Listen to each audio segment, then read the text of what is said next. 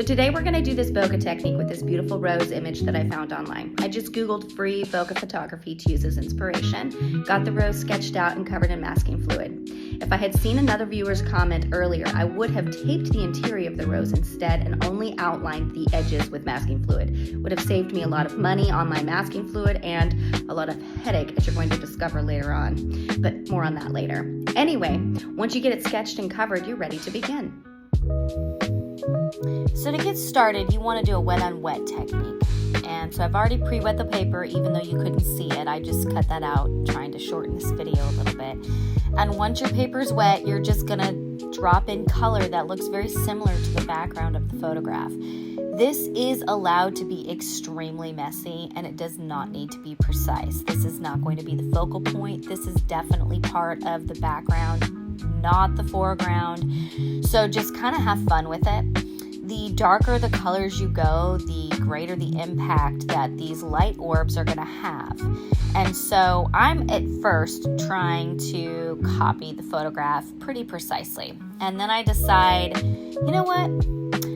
I think I'm just going to go in my own direction and add some extra color like I just did right there. Like maybe I'm going to have a blurred out rose in the background. Maybe I'm going to have another one over there. You kind of see one in the top right corner. But that's the beauty. Photos are supposed to be inspiration. They do not need to be exact copies, especially when you're trying to do art. So just keep going with it. Be messy, be sloppy, add color, do whatever you want. Have fun and don't stress. You have to be a little careful because you can get the colors maybe a little bit too mixed and create like a muddied look or a color combination that you don't want. But you can fix that. If you add a color you don't like, just take your paper towel and dab it. You might have noticed I had done that already in some of these images that you're seeing.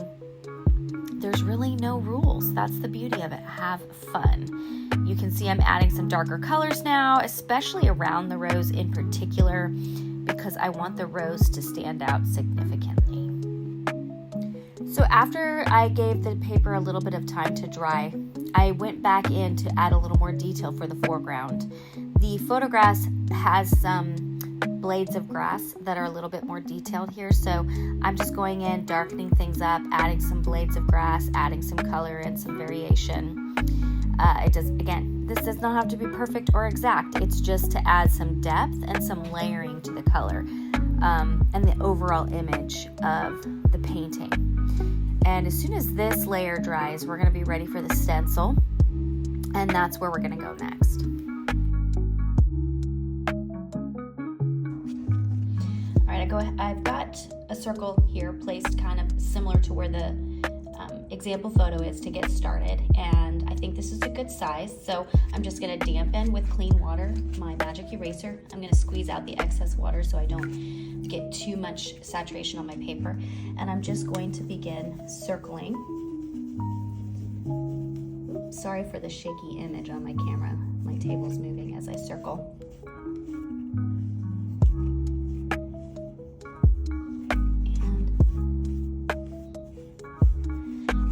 To take a paper towel and just kind of clear that off, dust it off. I'm going to dry off my stencil too in case there's some moisture on the other side of it so it doesn't transfer. The example photo has some smaller little things, circles, so I like that idea. So I'm going to go ahead and plop a few of those in that are smaller, and I like this size. Wet my magic eraser.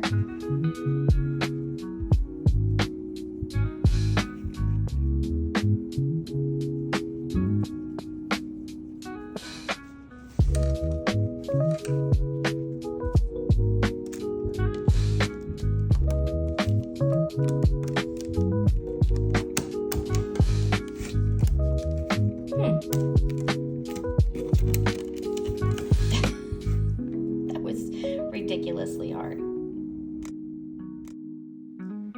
Okay, so now I'm just moving the stencil around, adding different circles here and there. I'm using the magic eraser or a clean wet brush to lift the paint gently, especially on those smaller circles where the magic eraser won't work.